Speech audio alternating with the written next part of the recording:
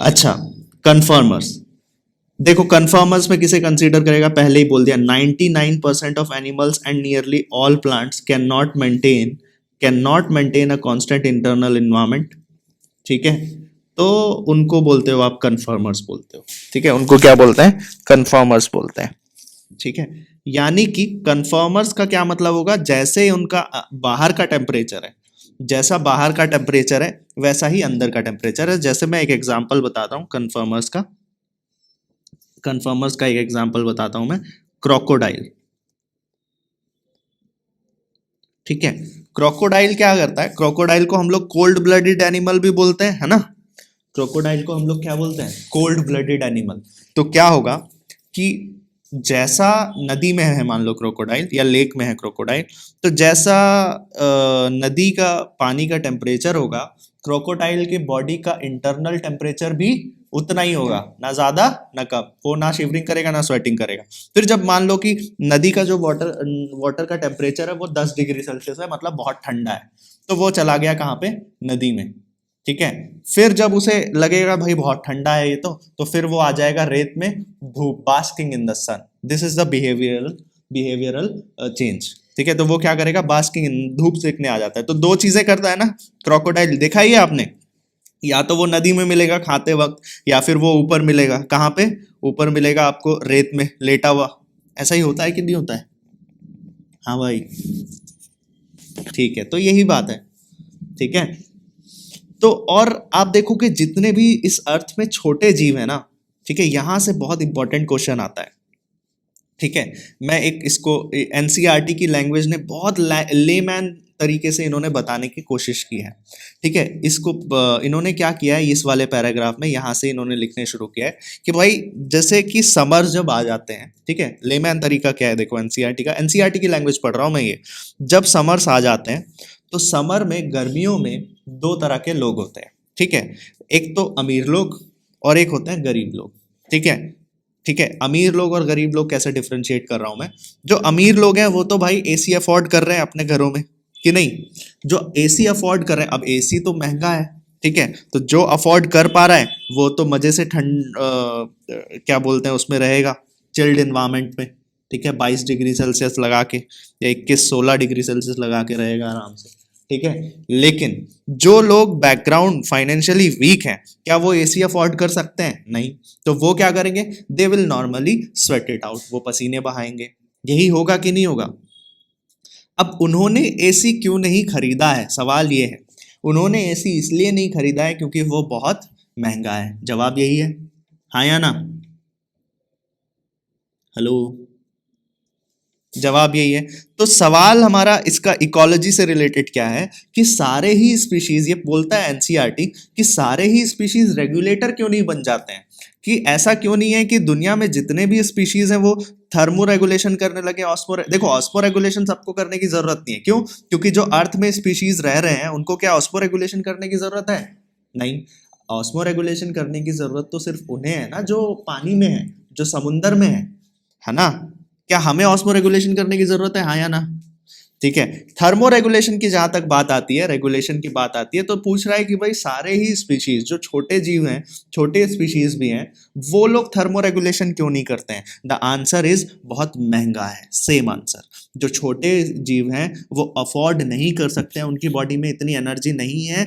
तो हमारे पास extra energy है, हम लोग एनर्जी होम्योस्टेसिस में खर्च कर रहे हैं। ठीक है, हमारे पास ज्यादा एनर्जी है, हम लोग क्या कर रहे हैं, कुछ एनर्जी अपना बॉडी के टेम्परेचर को, मतलब ये तो एक तरह की सुविधा हो गई ना कि हमारे पास इतनी एनर्जी भी एक्स्ट्रा बच जा रही है कि हम अपनी एनर्जी जो है वो कहाँ लगा सकते हैं, बॉडी के टेम्परेचर के रेगुलेशन में लगा सकते हैं, चाहे वो स्वेटिंग हो चाहे वो शिवरिंग हो। लेकिन जो छोटे ऑर्गेनिज्म है उनकी बॉडी में इतनी और एनर्जी ही नहीं है, जैसे बर्ड्स फॉर एग्जाम्पल, तो बर्ड्स की बॉडी में इतनी टेम्परेचर ही नहीं है, इतना एनर्जी ही नहीं है कि वो अपनी बॉडी के लिए शिवरिंग कर सकें या स्वेटिंग कर सकें या होम्योस्टेसिस कर सकें। तो ये नॉर्मली कुछ ना कुछ जुगाड़ तो अलग से लगाएंगे ना ये, फिर क्या तो वो क्या करेंगे, किसी ना किसी तरह का कंफर्म प्रोसेस करेंगे जरूर, मान लो ठंड है उससे बचने के लिए, है ना। तो ये मैं एक बार रीड कर रहा हूँ, अब समझ आ गया, ये इतनी बात समझ आई जो मैंने कहानी बताई अभी तक, हाँ या ना बोलो जल्दी।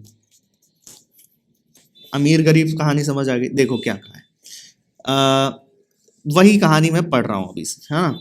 Recall the human analogy we used about much as they like how many people can really afford an air conditioner. यही कहा था मैंने शुरू में, कितने लोग ऐसे होते हैं जो एयर कंडीशनर अफोर्ड कर सकते हैं। Many simply sweat it out, resign themselves to, वो जो बोलते हैं हाँ भाई गर्मी है तो गर्मी लगेगी, सीधा यही बोलते हैं वो। तो यही कहना चाह रहा है एनसीईआरटी। सब optimal performance in hot summer month.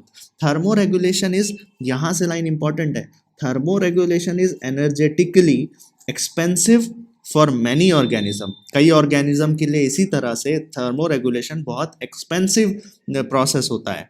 तो this is particularly true for small animals like shrew and humming bird. छोटे ऑर्गेनिज्म के लिए जैसे हमिंग बर्ड हो गया, श्रेव हो गया। तो हीट गेन करना या हीट लॉस करना is a function of surface area. ये लाइन बहुत ज़्यादा इंपॉर्टेंट है।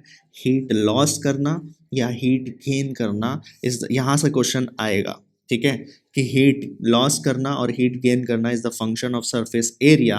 Since small animals have larger surface area relative to their volume, they tend to lose body heat very fast when it is cold, and then they have expend much energy to generate the body heat through metabolism. ठीक है, this is the main reason why very small animals are rarely found in polar region. क्या कहा है अब ध्यान से सुनो। जो छोटे स्पीशीज होते हैं, जैसे फॉर एग्जाम्पल मैं बोल रहा हूं, एक है elephant,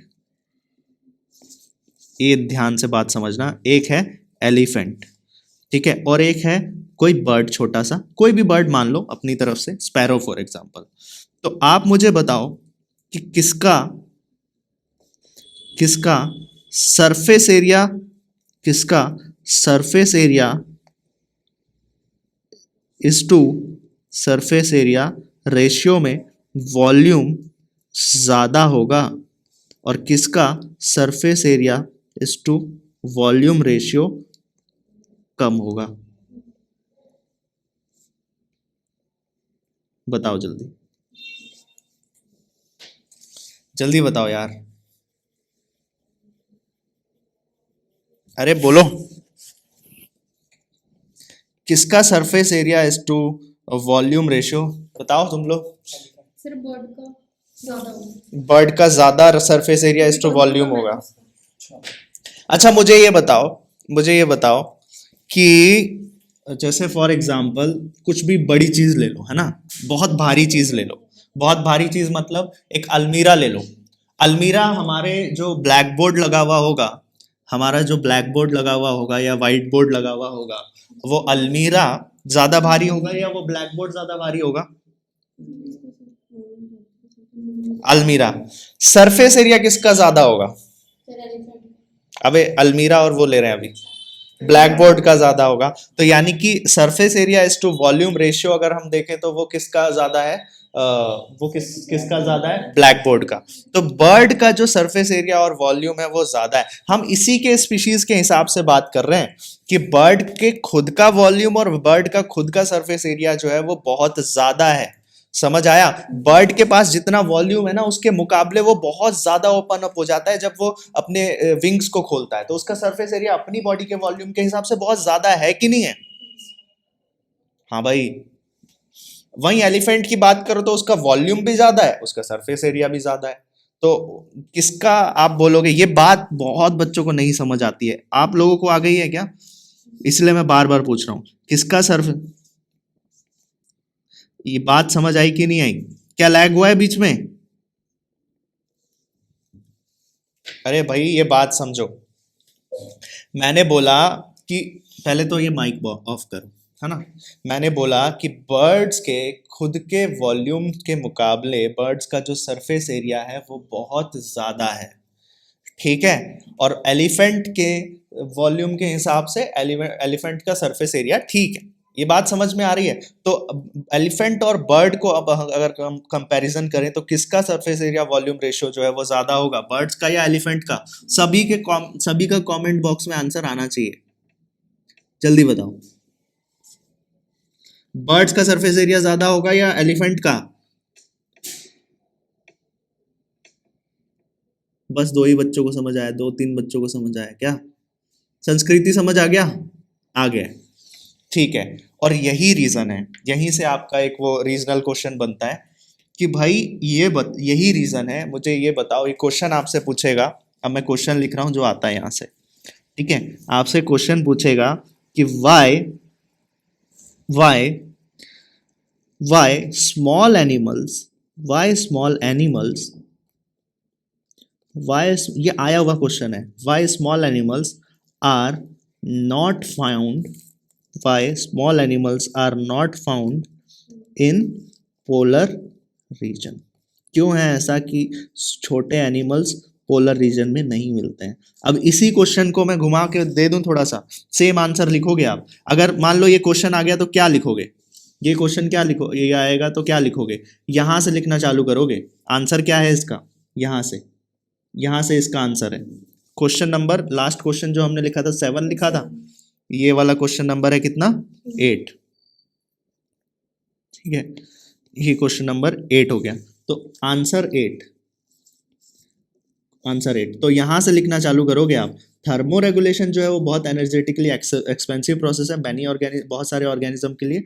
this is particularly true for small animals like shrew and humming birds. Heat loss करना या हीट गेन करना फंक्शन है सरफेस एरिया का, है ना। अब देखो एक बात बताओ, फंक्शन है सरफेस एरिया, हीट गेन करना या हीट लॉस करना फंक्शन है सरफेस एरिया का। ये क्वेश्चन है फिजिक्स का, तो तुम लोग मुझे बताओगे कि हाउ इज हीट गेन और heat loss is the function of surface area?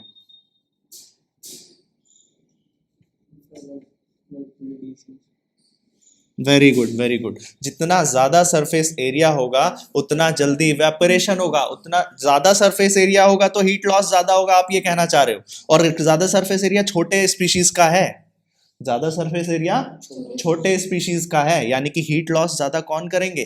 छोटे स्पीशीज बहुत ज्यादा हीट लॉस करेंगे, यानी कि बहुत ज्यादा एनर्जी वेस्ट होगी उनकी। तो दोबारा हीट गेन करने के लिए उन्हें फिर उतनी ज्यादा एनर्जी लगानी पड़ेगी, और उतनी एनर्जी उनके पास होगी नहीं, तो मरेंगे कि नहीं मरेंगे? यही रीजन है कि ठंडे इलाकों में पोलर रीजन में छोटे एनिमल्स नहीं मिलते हैं, क्योंकि बहुत जल्दी हीट लॉस कर देंगे ना वो, क्योंकि उनका सरफेस एरिया क्या है? बहुत ज्यादा है। बहुत छोटे एनिमल्स का सरफेस एरिया क्या है? बहुत ज्यादा है। ये बात समझ आई? हाँ या ना बोलो।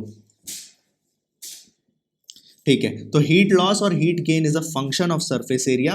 तो since small animal have larger surface area, यही लिखा है देखो, small animal have larger surface area relative to their volume. यही लाइन चिपकानी है सीधी, ठीक है, कुछ आलतू फालतू नहीं लिखना। They tend to lose body heat very fast, इसलिए क्योंकि उनका सरफेस एरिया ज्यादा है तो बहुत जल्दी हीट लॉस करेंगे when it is cold outside, and they expend much energy, वो ज्यादा एनर्जी खर्च करेंगे body to regain the heat. समझ आ गया? इसी क्वेश्चन को मैं थोड़ा सा घुमा देते हैं। Question number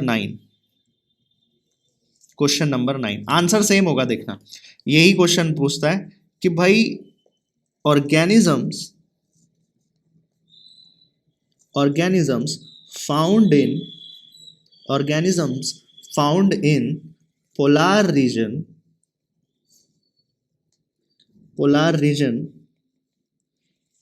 they have,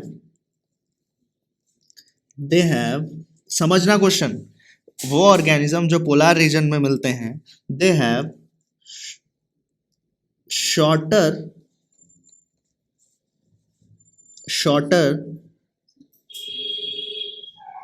limbs,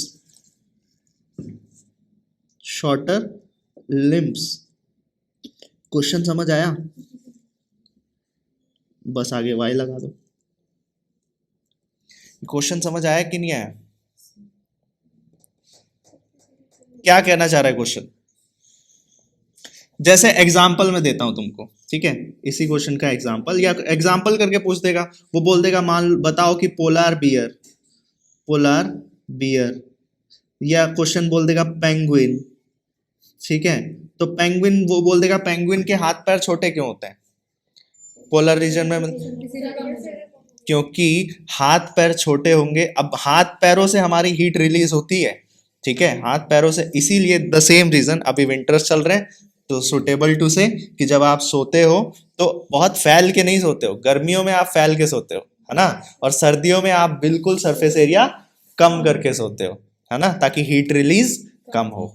तो सेम रीजन, पेंगुइन के अगर आप देखोगे तो हाथ कितने छोटे होते हैं, उसके हाथ छोटे क्यों होते हैं, ताकि सरफेस एरिया उसका कम हो, और सरफेस एरिया कम होगा तो हीट रिलीज कम होगा। ये बात समझ आई, क्वेश्चन समझ आया। अब देखो सेम लाइन यहां लिखी हुई है, ठीक है, यही क्वेश्चन आता है, अंडरलाइन कर सकते हो आप। ये पेज नंबर है 226। कहा है कि mammal from colder climate generally have short ears and limbs to minimise heat loss. इसका रीजन आपको पता चल गया है ना। दिस इज कॉल्ड, इसी को आप बोलते हो एलेंस रूल। इसी को आप क्या बोलते हो, एलेंस रूल। समझ आया कि नहीं? अरे बोलो भाई। Okay fine then. तो अब देखो हमने क्या पढ़ लिया, पूरा रेगुलेटर्स पढ़ लिए हैं, कन्फर्मर्स पढ़ लिए हैं, रेगुलेशन पढ़ लिया, कन्फर्मर पढ़ लिया। रेगुलेटर में हमने दो बातें की हैं, है ना, ऑस्मो रेगुलेशन और थर्मो रेगुलेशन, ठीक है। और फिर हमने बात की कि भाई कैसे ऑस्मो रेगुलेशन होता है, थर्मो रेगुलेशन, कन्फर्मर पढ़ लिया। सरफेस एरिया और वॉल्यूम वाला कॉन्सेप्ट सबसे इंपॉर्टेंट यही है, ठीक है, सबसे इंपॉर्टेंट यही है। इसमें दो क्वेश्चन आ सकते हैं मोस्ट प्रोबेबली, वो दोनों क्वेश्चन हमने देख लिए। Why small bird animals are not found in polar region, ठीक है, और organism found in polar region they have short limbs, ठीक है, वाई इज इट सो, ये देख लिया।